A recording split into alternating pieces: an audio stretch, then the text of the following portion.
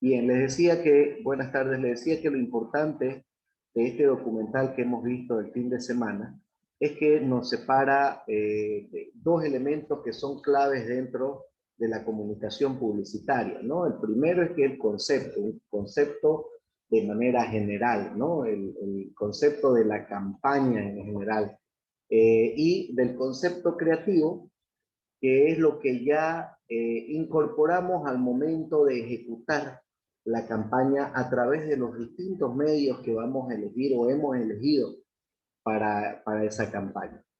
Como concepto, podemos rescatar que es lo que trae la marca per se, es lo que trae la marca por sí misma, ¿no? Con todos sus valores, con toda su misión, visión, con todos sus principios y con todas las características que de repente ha ido construyendo y transmitiendo a lo largo de su existencia. Está en la esencia de su oferta y de su propuesta.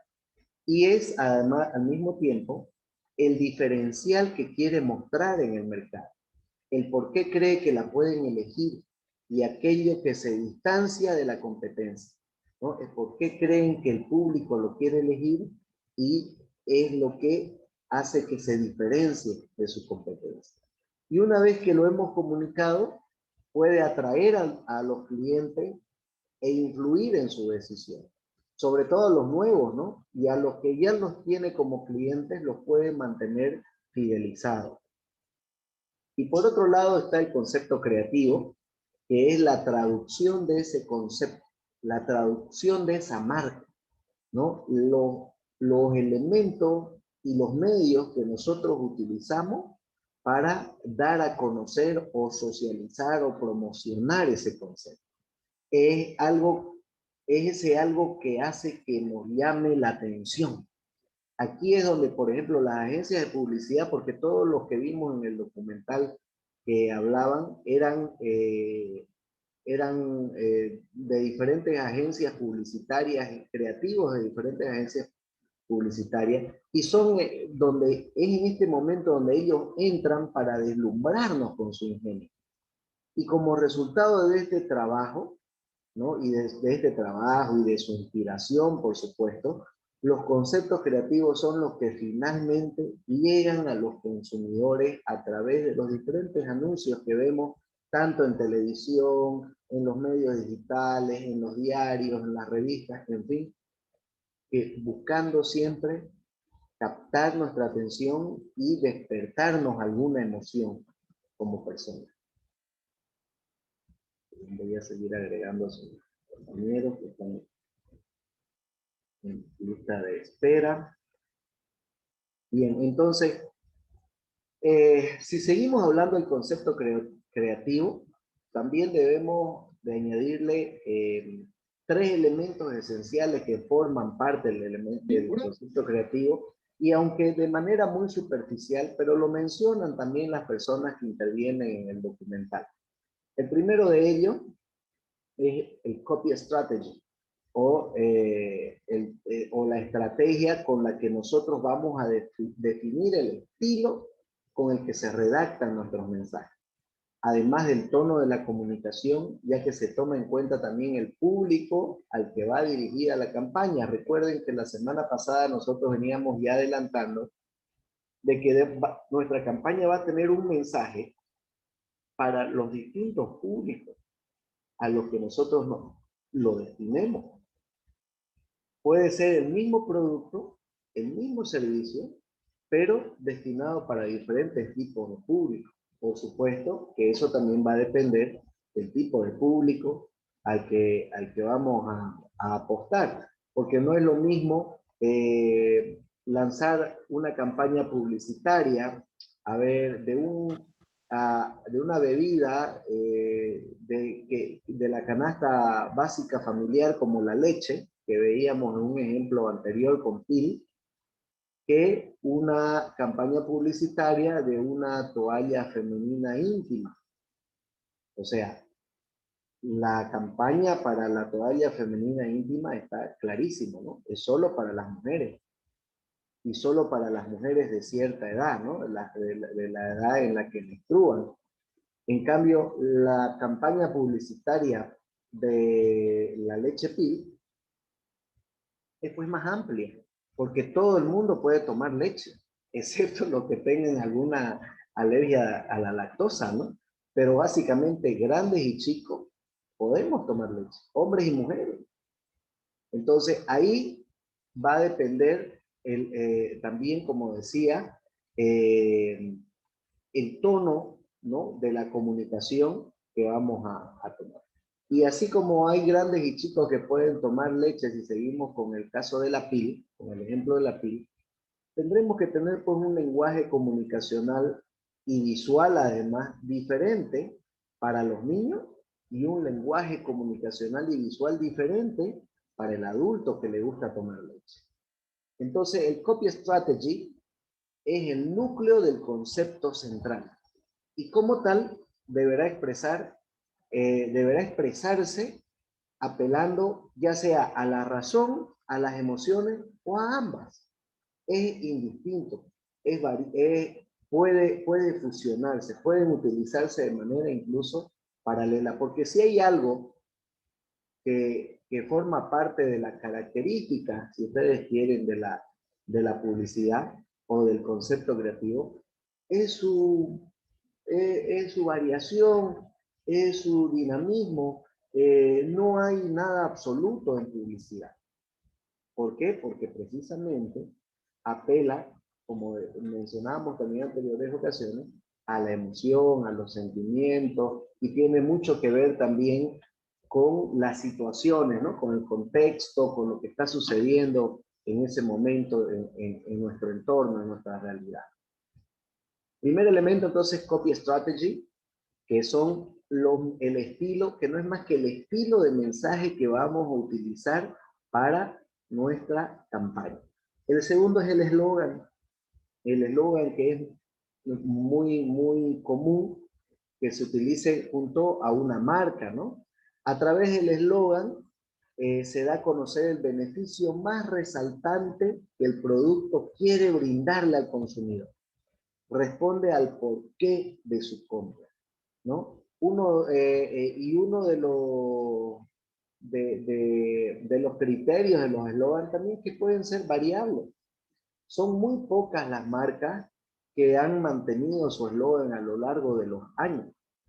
Una de las marcas más famosas y populares como es Coca-Cola, por ejemplo, le gusta variar cada cierto tiempo el eslogan de sus campañas, ¿no? El eslogan que marcó, por ejemplo, mi infancia con esta gaseosa era es sentir de verdad. Coca-Cola, es sentir de verdad. Esa era, siempre cerraban su publicidad con ese eslogan.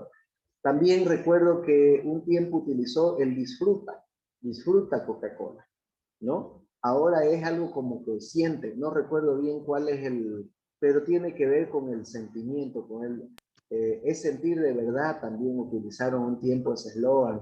Entonces, el eslogan, nuevamente reitero, no es más que esa frase corta, potente, que impacta al consumidor, resaltando lo más importante del producto, lo que el mensaje, el sentimiento, la sensación que la marca quiere dejar en el consumidor tiene que estar plasmado en ese eslogan.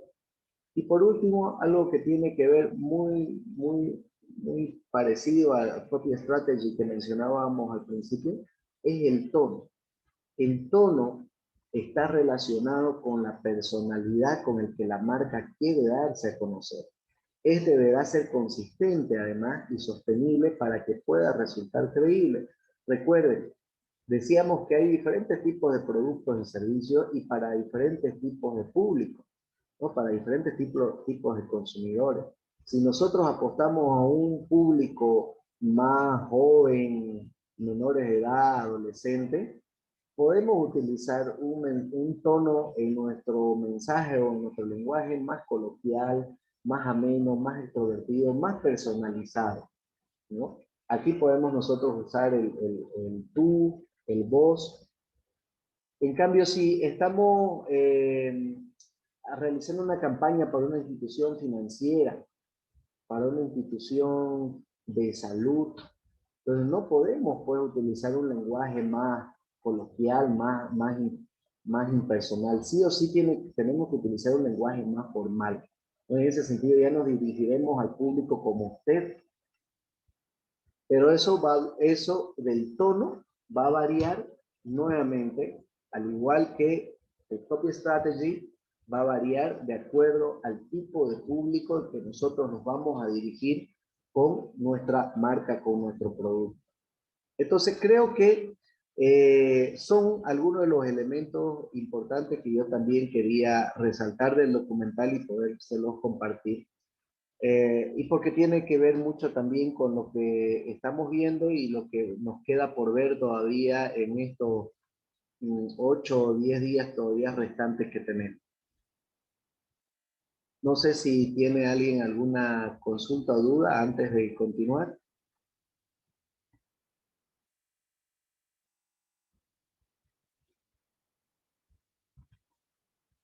¿Ninguno? ¿Todo claro?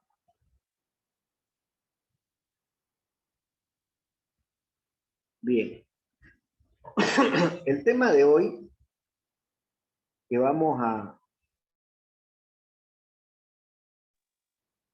avanzar es, seguimos con el tema en la unidad del lenguaje visual, pero los temas que vamos a ver ahora es el mensaje que hay detrás de las imágenes, ¿no? La intencionalidad o los conceptos que podemos encontrar detrás de cada una imagen. Y vamos a empezar resaltando de que, o recordando de que el lenguaje visual es el lenguaje que desarrollamos en el cerebro relacionado con la manera de cómo interpretamos lo que percibimos a través de los ojos visualmente hablando. Es el que utiliza imágenes y signos gráficos y tiene como objetivo la transmisión de mensajes a través de la imagen. El lenguaje visual posee signos que se perciben a través de la vista, que señalan y enriquecen todo aquello que rodea al hombre, acorde con su determinada gramática, las reglas específicas de organización y formación de la imagen, condicionadas históricamente. Es decir, ¿qué significa este último párrafo? Que son los signos lingüísticos que maneja cada país, cada nación, cada comunidad, de acuerdo a su realidad, ¿no es cierto? Porque no es lo mismo que nosotros eh, comprendamos el idioma, el lenguaje escrito de Perú, de Chile, de Argentina, por más que tengan algunas deformaciones o algunos cambios en relación a nuestro español, es muy diferente que vamos a Arabia Saudí e intentemos descifrar el árabe, ¿no es cierto? No forman parte de nuestros signos lingüísticos el árabe. Pero a eso se refiere este último párrafo. Obviamente vamos a entender y vamos a comprender o interpretar las imágenes también que, que tengan como parte de su construcción signos lingüísticos y signos gráficos que nosotros comprendamos o que conocemos, ¿no? No es que porque sea una imagen también vamos a estar obligados a entender lo que significa en cualquier parte del mundo. No, no es así. Por supuesto que hay algunas que son más universales, como las señales de tránsito que hablábamos, ¿no? ¿No es cierto? Hace un par de semanas atrás, o algunas algunos gestos o expresiones kinésicas que también veíamos, por ejemplo, que también pueden ser universales, pero otras no. Y no estamos en la obligación tampoco de saberlo todo, ¿no? Dice que, para cerrar esta parte, dice que el lenguaje visual debe conocerse por todas las personas para apreciar las obras visuales de una forma más acabada, ¿no? Esto, en resumen, es lo que acabamos de decir, pero ya a través de un concepto más claro, ¿no? Yo les voy a mostrar una imagen en este momento en pantalla. Espero que se vea.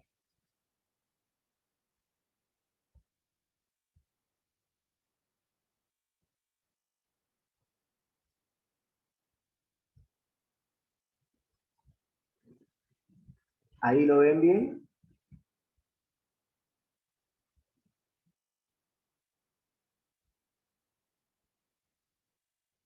¿Se observa? Sí, le dicen se ve. Bien, les presento el puente, perdón, el puente de Brooklyn en la ciudad de Nueva York, en Estados Unidos. Esta es una imagen tomada por una persona, una fotografía tomada por una persona. ¿Qué nos puede decir? ¿Qué información podemos extraer de una imagen como esta? Observemos la imagen durante unos segundos, detenidamente. ¿Qué información podemos extraer de una imagen como esta? Vemos esta imagen y ¿qué podemos deducir? ¿Qué información podemos rescatar de esta imagen?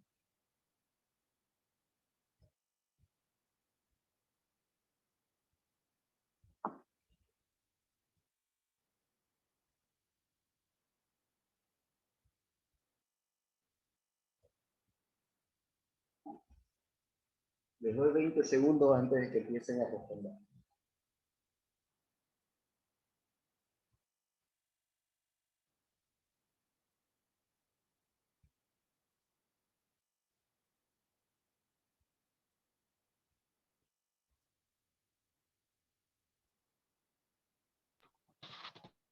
Lo que yo veo es que un lado está como más transitado y otro está más vacío.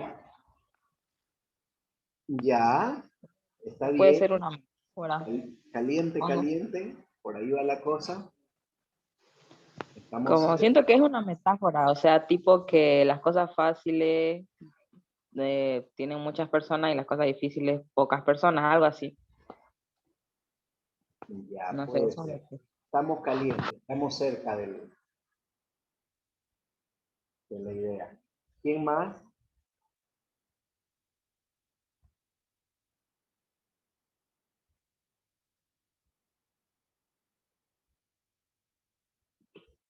¿Algún varón que dé la cara por el género masculino? Sin miedo a equivocarse, esto no es por punto.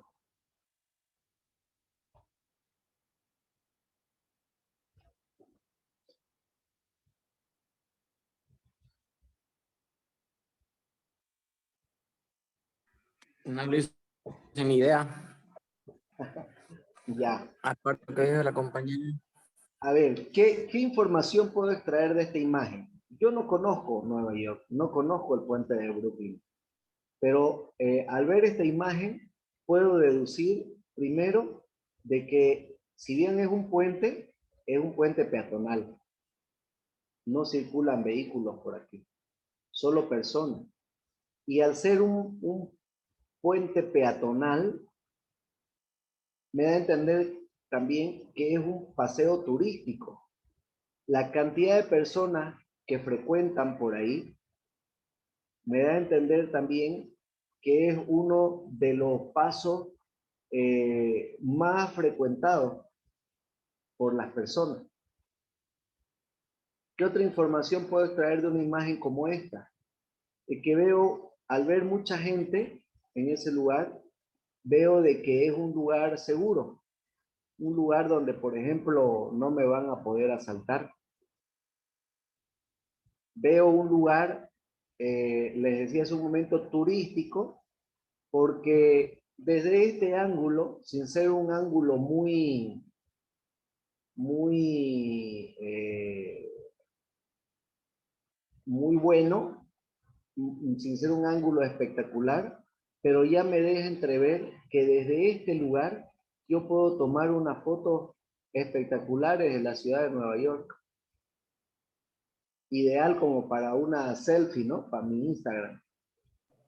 Le dicen, Entonces, a eso es lo que me voy con ese tipo de información que podemos extraer de ver una imagen simple y llana, sin ningún tipo de texto como esta. Adelante, la escucha. la cosa que podemos ver es que en el puente hay como, lo separa una línea, si no me equivoco, y uno está más transitado que otro. Entonces puede ser que en uno de los lados lleve a algún punto distinto que el otro. No sé, tampoco conozco, pero esa es otra cosa que hay que analizar igual. Sí, puede ser también, puede ser. Pero lo que sí es seguro es, en cuanto a la información que podemos sacar de esta imagen, es que es un puente peatonal, de que es un puente muy concurrido por las personas y que tiene una vista espectacular, ¿no es cierto? Esa es la información que podemos tener de una imagen. Miren cómo de una imagen simple y llana como esta, sin ningún tipo de texto que nos dirija, que nos oriente o que complemente la información de la imagen, ya nosotros podemos percatarnos de eso. Ya podemos ir dándonos una idea. Son este tipo de análisis la que yo los invito a realizar con cada imagen que ustedes vean, ya sea una imagen estática, ya sea una imagen en movimiento, mientras están en la calle, porque esto les va a ayudar mucho a ustedes. Toda imagen, nuevamente les repito, ¿no? Toda imagen, toda composición tiene una intencionalidad comunicativa, nos intenta decir algo, o podemos extraer información de esa imagen. Entonces, solamente hay que detenernos unos segundos para analizar y tratar de comprender cuál es esa intención o cuál es esa información que podemos rescatar. ¿De acuerdo?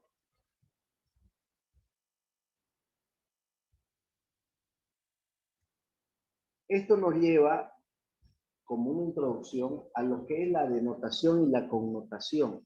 Son dos palabras que forman parte del lenguaje humano y que tienen dos tipos de significado. El denotativo o denotación y el connotativo o connotación. Seguramente ustedes han de haber escuchado alguna vez este término ya en lo que va de su vida profesional o personal, ¿no? En una palabra muchas veces podemos encontrar dos tipos de significados distintos. Por eso es que estos significados han sido divididos en denotativo y en connotativo. Vamos ahora a tratar de recordar, si es que ya no lo han visto anteriormente, en qué consiste cada una de ellas. Primero está la denotación. Le voy a pedir aquí a su compañero, ¿se encuentra Rodrigo Antesana? Sí, Rodrigo, buenas ayúdame tardes. con la lectura de la denotación, por favor, el concepto de denotación. Bueno, dice, es el significado objetivo de una palabra que designa una realidad en la que coinciden todos los hablantes de una comunidad tal y como encontramos en el diccionario. Perfecto. Luego dice, en una No, palabra hasta podemos ahí nomás. encontrar dos. Hasta ahí nomás. Gracias. Entonces, la denotación, miren, lo reitero, es el significado objetivo de una palabra. Es decir, recuerden que hemos estado utilizando este término de objetivo también mucho la semana pasada. Objetivo significa tal y cual es ese objeto, tal y cual es esa situación, tal y cual es ese significado. Y además dice que es una palabra que designa una realidad en la que coinciden todos los hablantes. O sea, es algo que todos sabemos cuál es su significado real, su significado oficial, tal y como la encontramos en el diccionario. Vamos a ver más adelante algunos ejemplos para que lo terminemos de comprender. Luego tenemos la connotación. Aquí le voy a pedir a una dama, a su compañera, Vanessa Bacadíes, ¿se encuentra? Sí, Lisa, buenas tardes. Buenas tardes, Vanessa. Por favor, ayúdeme con el concepto de connotación. Ya, dice, son los significados subjetivos, ya sean positivos o negativos, añadidos por personas o grupos sociales, añadidos al denotativo y que pueden variar según el hablante o las culturas. Los diccionarios y las enciclopedias difícilmente recogen estos significados. Muy bien, muchas gracias. Bien, aquí vemos que lo connotativo es lo contrario a lo denotativo. Hace un momento decíamos que lo denotativo es lo objetivo, el significado real tal y cual es.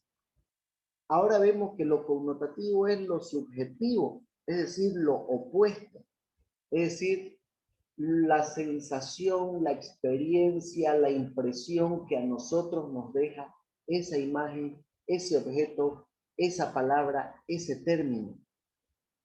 Y además le agrega que pueden ser positivos o negativos. Es decir, puede haber una connotación positiva, como puede haber también una connotación positiva o buena, como puede también haber una connotación negativa o mala. Y este componente positivo o negativo son añadidos por nosotros mismos, por las personas, por los grupos sociales. Y pueden variar incluso según la cultura y la forma de hablar de esa sociedad, de ese grupo social. Y por último cierra diciendo de que los diccionarios difícilmente recogen estos significados, porque claro, ya son significados que los agrega el vulgo, el pueblo, la gente, es parte de nuestra cultura. Y en este caso vamos a hacer un paréntesis antes de entrar a los ejemplos.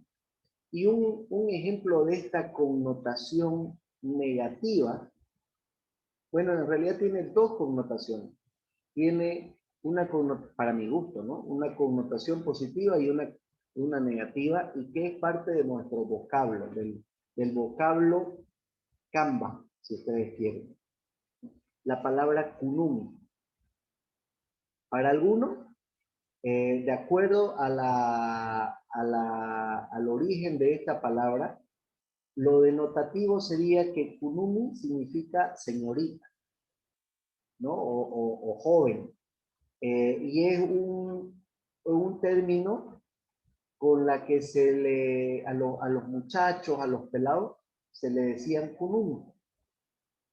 Este kunumi, esta kunumi, mi kunumi, ¿no? Por mi pelado, por mi pelada, por mi muchacho, ¿no? Ese sería, de este término vulgar que nació de la cultura misma de Santa Cruz, este término denominado Camba, nació para señalar denotativamente el significado. Entonces kunumi sería muchacho, joven, pelado, ¿no?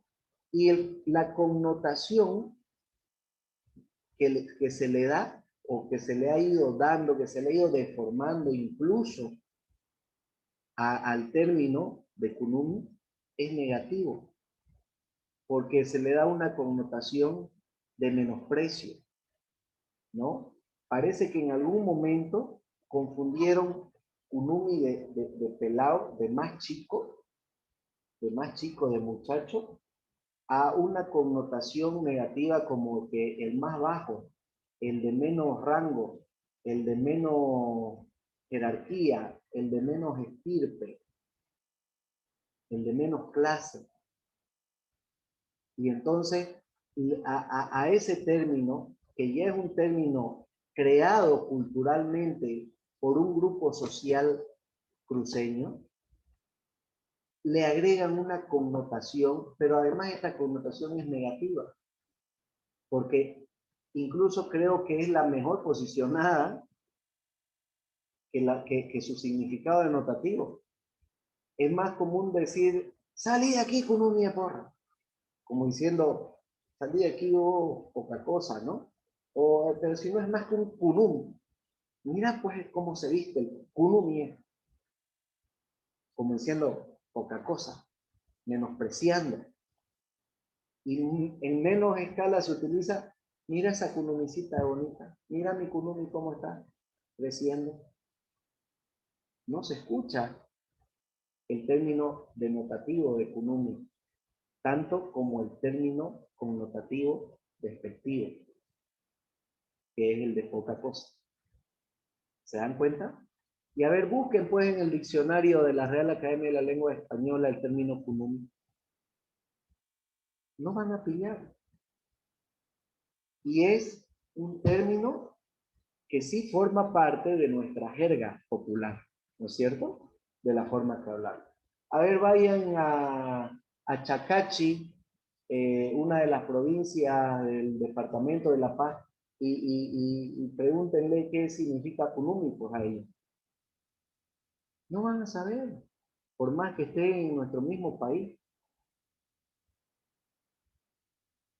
O tal vez le digan, ah, la canción, ¿no? Kunumisita linda que tiene. Pero nada más.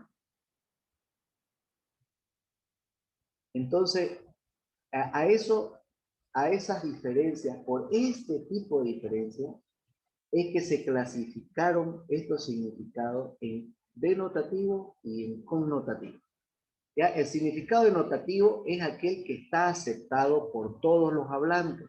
El significado